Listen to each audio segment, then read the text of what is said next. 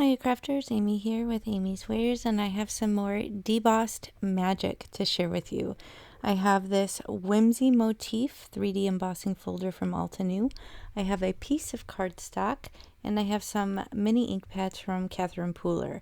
Now here's a photo of the finished card to show you the direction that we're headed, but I absolutely love this technique, and I think that you will too. So basically you run a piece of cardstock through your 3D embossing folder the same way you normally would, but just bear in mind that we're actually going to be working on the back debossed side for this technique. So to start, I have these little mini blending brushes, and I'm going to pull out some ink colors. I did not end up using that final color Hot Tub. I just used the two of the pinky purples and then the green. Now basically what I'm doing is just shoving ink down into the debossed or recessed sections of the panel.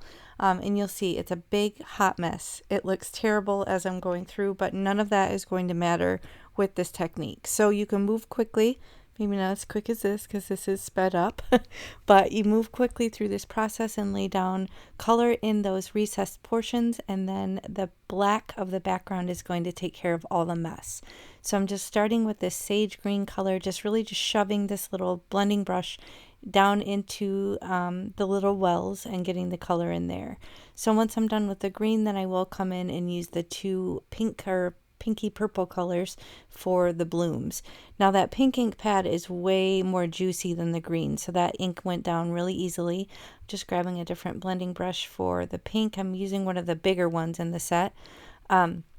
And then I will come in with the darker sangria color. Now I thought it was going to be more of a purple, but it was actually just a very deep red, like a wine sangria color. So the color on the ink pad was a little misleading. It looked a little bit more purple when it's actually quite a bit more red. So I'm going to work through these blooms with the pink and then lay down some of the darker color as well, just to give it a little bit of variation in color and some additional interest. So just going to kind of put that in the opening of that one bloom and then just over in spots on the other ones. And then that's basically going to finish the coloring portion. Now the next step, you'll see I'm actually going to get a piece of scratch paper. So just, toss away paper or computer paper, nothing expensive here. I'm basically just protecting my work surface so I don't get this black pigment ink all over my glass mat. And you just rub it over the entire panel. So if you don't press super hard, then you won't go down into the recessed portions where you have your colored ink. Now it will kind of give it a bit of a distressed look depending on how hard you push and how many times you go over it will kind of determine how dark it gets. So it's kind of up to you. I personally like the distressed look. It does also go over the raised portions on the bloom, and then I even got a couple of streaks which weren't intentional but just kind of add to the distressed look overall. So I don't mind it at all. Now here I have some simple strips from Tailored Expressions. These are actually the mini ones, so I was actually able to fit two sets in this one box. This is a Valentine set and a Halloween set, and I am going to pick one sentiment from this that's actually white heat embossed on white cardstock. And you might wonder why I do that, and you definitely can't see it until this magic here.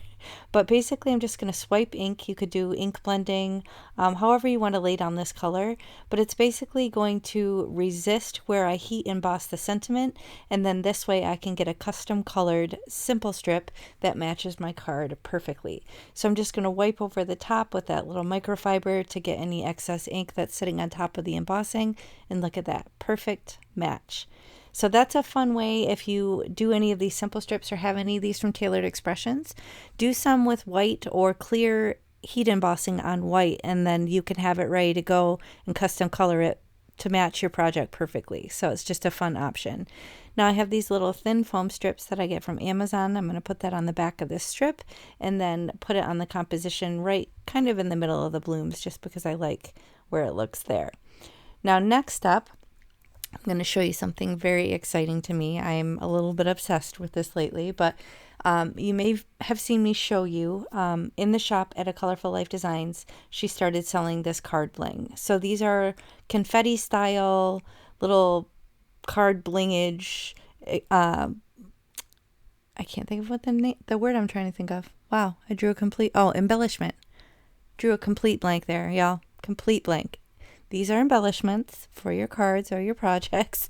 They're like flat back sequins, but they don't have the holes in them, and they do come in multiple different sizes. So when you buy them, you get this nice, pretty full, generous pouch of sequins, and I'm just trying to pick between these two colors because both of them would work perfectly. I did end up going with the chartreuse just because I felt like I already committed to the green theme, so I might as well continue it. But honestly, the pink would have worked as well, or both of them together. So let me know in the comments if you think I made the right choice. But I did go with the chartreuse.